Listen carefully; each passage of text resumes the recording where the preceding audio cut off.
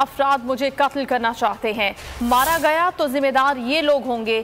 थाना सेक्रेटेरिएट में दरखास्त जमा करा दी है। शेख रशीद का दावा, कहा डर कर लॉन्ग मार्च से पीछे नहीं हटेंगे।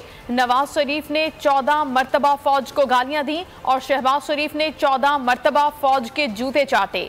मुक्तदिर हल्के कभी खामोश नहीं बैठे, इनकी आंखें और कान खुले हैं। ECL से 300 लोगों के नाम निकालने पर आर्मी चीफ और DGISI समेत 5 बड़ों को खत लिख दिया है।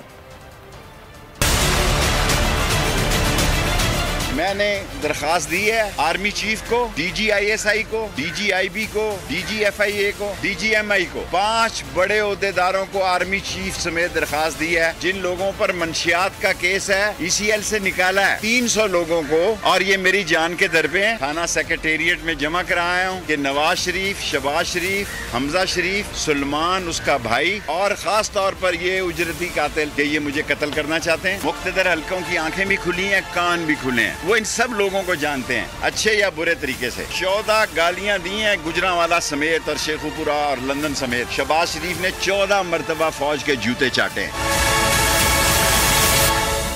शहबाज शरीफ, नवाज शरीफ